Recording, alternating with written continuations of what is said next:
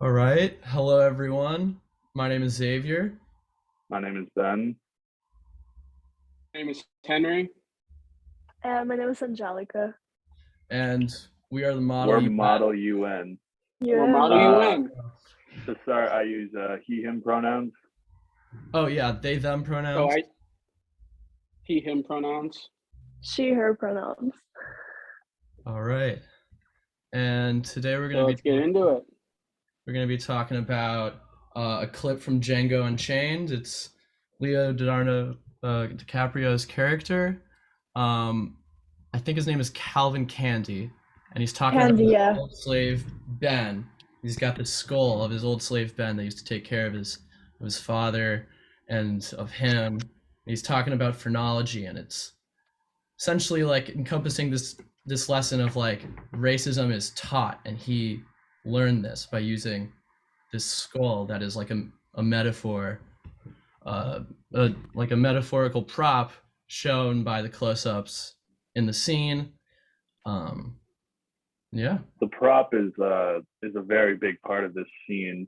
Even though the character of Old Ben is not present at this point in the movie, the skull has its own presence as if it is a character.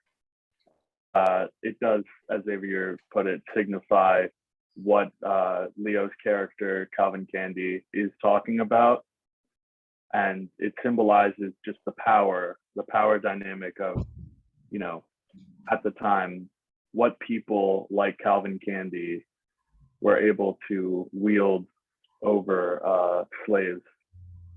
Mhm. And the skull, just having the skull, is a very, very bold and noticeable embodiment of that power dynamic.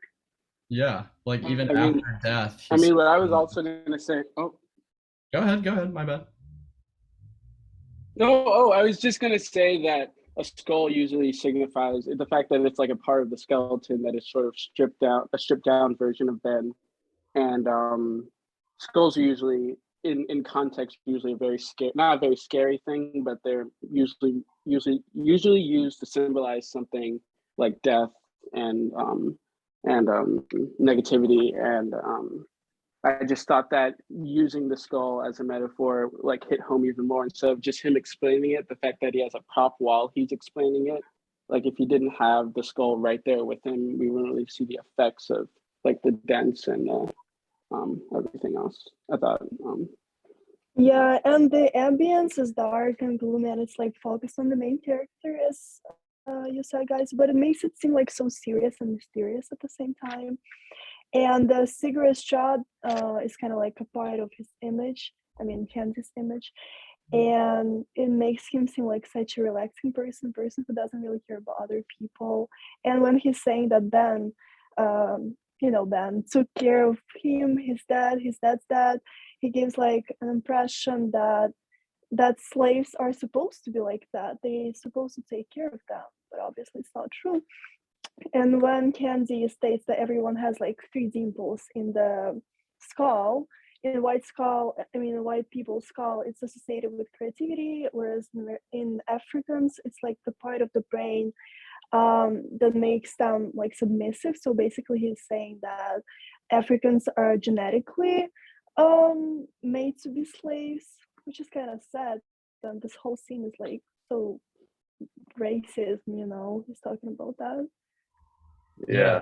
he's literally And talking about yeah, his excuses for racism and like showing that he's got this like completely fake, obviously, but this science behind it, and he had to learn that from somewhere. And the skull on top of that shows not only his racist tendencies, but white men owning black bodies even after death. Mhm. Yeah, as exactly. yeah. and as terribly unnerving as this is, Leo, Leonardo DiCaprio's delivery in this scene is flawless. The way he's able to deliver such horrible, terrible things in this scene really speaks to him as an actor. Because when he spoke, I believe that Calvin 100% believed what he was saying. Mhm. He made the character of I feel Calvin like Candy completely genuine. Yeah, go on, Henry. Yeah. No, I just feel like along with Leonardo's performance, I feel like also just the atmosphere, like the orange lighting and or the like it's very like old style lighting and like set.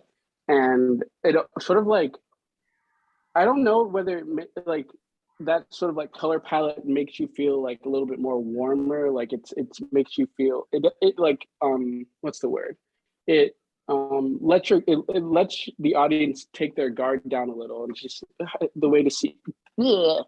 He's so cool, calm, and collected while he's delivering these lines with this warm lighting and his like demeanor. Just everything in the scene that sort of contributes to his performance really is it's just really I think it all works essentially. Yeah, Right. do you guys think that they put I candles wanted in to talk about the the lighting, scene? but Yeah, me too. yeah. Do you think that they put candles in the scene to create like dark environment, atmosphere? Do you think that? 100%. Yeah, like film noirs Yeah. did that a lot. They would have like this like realistic lighting and they'd try and use like actual lightings that would make sense in the scene. So like when they've got all these flickering candles, one it obviously like they got to stick with the time period, but yeah, it gives it like almost this homely feel. I mean, Leo's even smoking a cig like during his monologue, his whole He's racist right at speech. home. Yeah, Yeah. he's Yeah, like right at totally home. relaxed. And he's got all the little ambiance. He made his room all nice and lit all the candles. So, Mhm. The What do you So research think? What's just that such the a formal purpose? setting for Okay, you go, guys. go Ben, go uh, Ben. Yeah, um, I just wanted to remark that the research they must have done they must have traveled to an actual plantation, and DiCaprio definitely must have read all about the types of characters that he was playing, because they had uh, they had that room down to a perfect detail of where Calvin Candy would be delivering a speech like this. yeah. There's also a very well put together set. There's no electricity or electric lights, no stray outlet or anything. Even the cigarette that he's smoking, that is a very clever prop. Shows how relaxed he is, as Xavier mentioned. I believe that the structure of this scene is very well set up. Yeah. And like literally down to the detail. Even the statue behind him, it's like, yeah, it's two men fighting. One is clearly winning, just like showing again like he's got ownership of these people and he wants to show off his power and he's so relaxed showing that to everyone. I mean, everyone is listening in complete silence. I think the only one that says a word in that scene is Django, and it's like maybe a grunt. um, Yeah. I don't think it was a line. I think it was just like a small grunt or something. right, Definitely nothing significant. right. But it shows he's got this complete power over this scene, Mhm. like down to the other people involved. And what do you think? What's the purpose of the scene, like in general? I think he just wants to intimidate them. Yeah, it's definitely very tense. I mean, like we've been saying, they've got that like contradiction of the feel of the scene and what he's talking about. I think they're definitely scared. Yeah, and how poised Calvin is shows that it's not mutual. They are intimidated of him, but he is not intimidated by them. 100%. Mhm. Even the blocking shows that he's standing the entire time. Mm-hmm. They're all sitting down, all eyes on him. Yeah.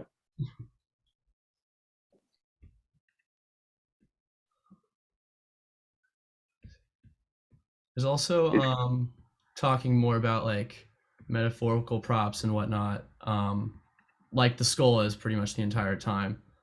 There's a really long close up of that skull right at the beginning, and then the only other time we ever get a close up like that in the scene is the bone saw. So I think it's not that in itself is another metaphorical prop saying like he not only owns the body of this slave, he could do whatever he wants with it and just completely demolish this skull. Yeah, when he was Yeah. cutting it. Yeah, Even in death, he still has the power. right. Yeah. Yeah, his entire speech was saying that like people were meant to be slaves and submissive.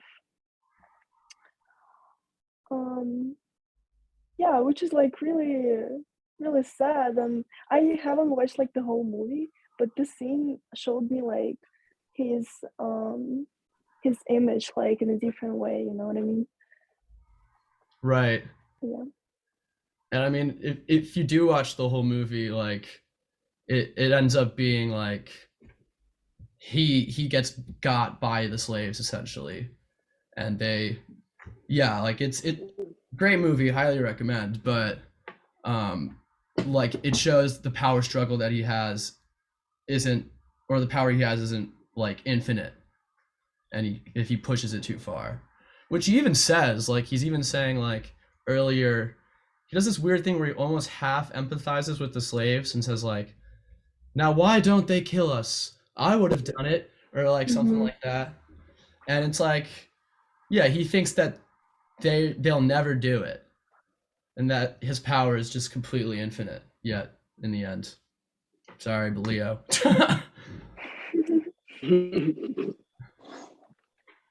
It does almost seem that line, the line you mentioned, Xavier, the I wouldn't be waiting 50 years to rise up and, you know, overtake. It's almost rhetorical Right. in the sense that Yeah. Calvin is well aware that they can't, Yeah. at least not Exactly. yet, until, of course, later in the movie when they do.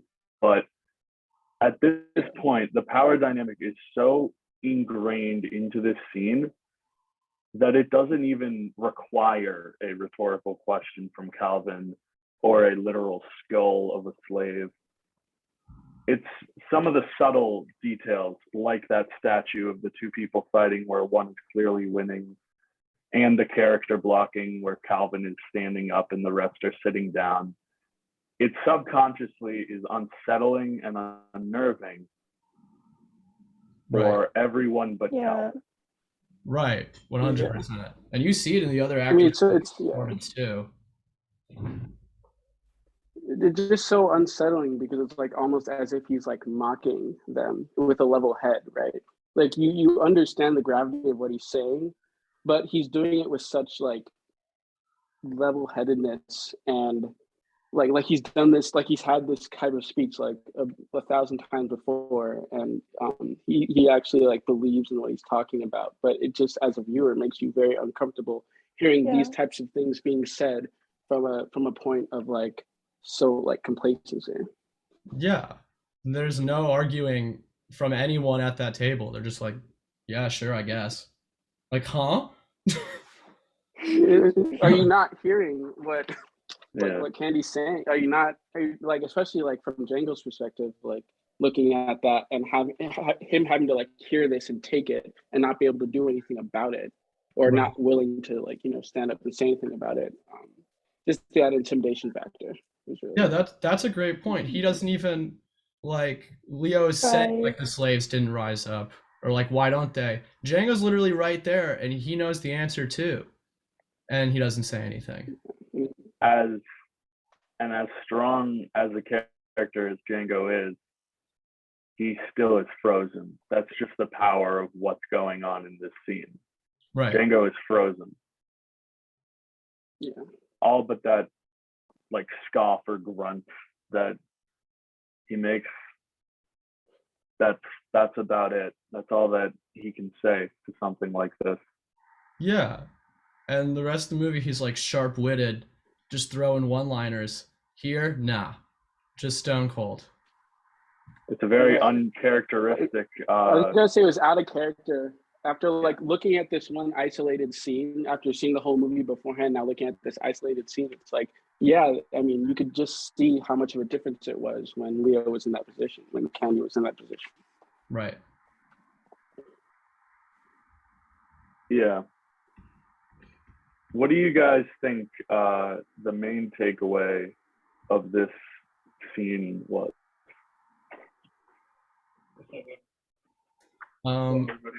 I'd probably say it's like definitely, at least from my perspective, it's the fact that racism is taught and it's not inherent. You have to learn racism, Yeah, it and has to just the learn. level of ownership that Yeah. white people had over black people, and like just how he couldn't like he couldn't understand that like this is brutal, or he could emphasize it that it's brutal, but he didn't care because he had the power.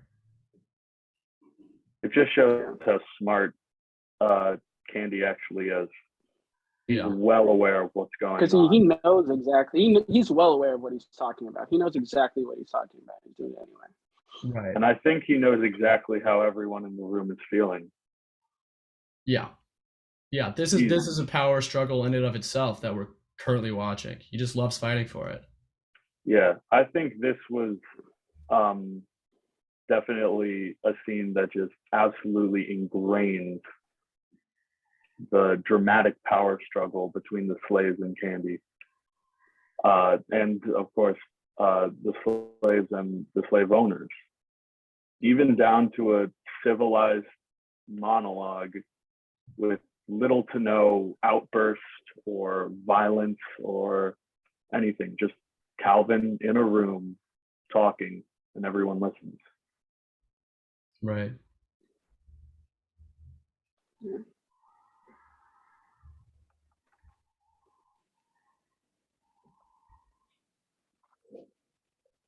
I mean, again, it's just so crazy how such a simple conversation can like hold so much weight, and that's what I think is the beauty of the scene, is that it's literally just Candy talking to them, but it's so much more than that, right? And the fact that they were able to grasp so much meaning out of like a 2.5 minute dinner or like conversation is, Yeah. Speaks to just like how important mise en scène is. 100%. yeah, exactly. Yeah, exactly. All right. Well, Yeah, I think that's it. yeah. We'll see Good you way all to end next it. week. All right, Yeah, that thank was you like a guys great so much. scene. That was a great scene, but it was just so hard to watch. That's it. Yeah. Yeah, That was really I hard agree, to Luca. watch. Yeah. All right. We've Yeah, been okay. Model UN. I'm Ben. I'm Xavier. Henry. Lika. And And we will see you all next week. see you next time.